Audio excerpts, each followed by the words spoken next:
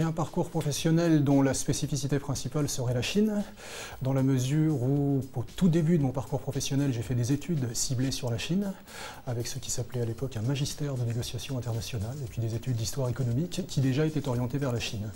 Donc tout ceci nous ramène une vingtaine d'années en arrière, avec déjà un intérêt pour l'évolution de l'économie chinoise et plus spécifiquement de l'industrie chinoise.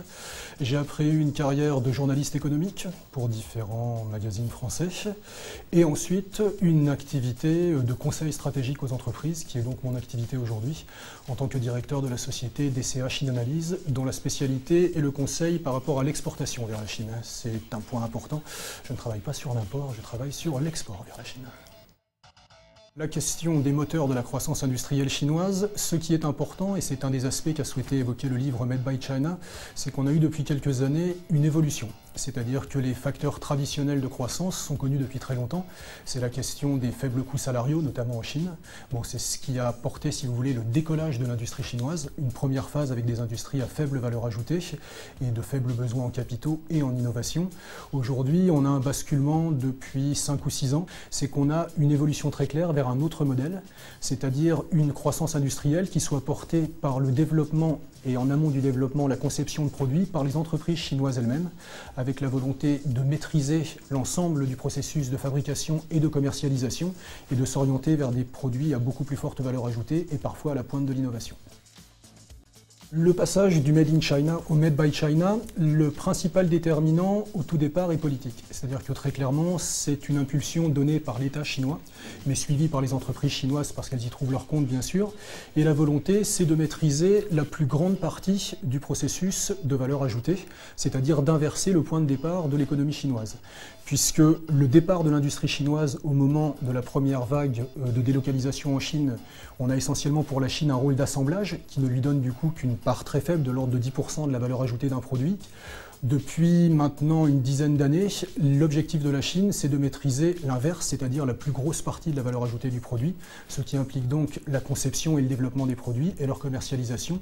Tout ça maîtrisé non plus pour des donneurs d'ordre étrangers, mais par des entreprises chinoises. La question des difficultés d'internationalisation pour l'industrie chinoise, vous avez deux aspects. Le premier aspect, c'est l'aspect interculturel. La première chose dont on est conscient en tant qu'Européen, par exemple, c'est que pour aller en Chine, il faut passer certaines barrières culturelles.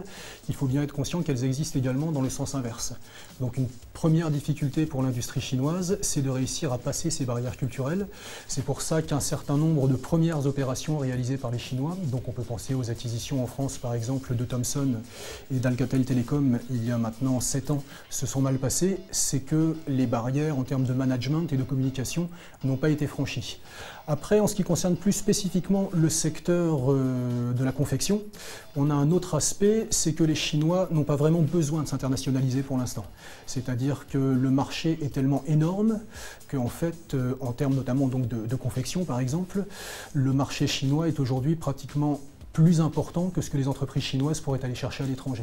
Donc leur priorité, c'est clairement un marché domestique qui est encore loin d'être saturé. On a une augmentation constante du niveau de consommation de la population. Et donc la priorité, c'est ce marché, avec à la limite un effort à l'exportation pour conforter leur image domestique, en disant on vend aux États-Unis, on vend en Europe, donc vous voyez que vous pouvez nous faire confiance.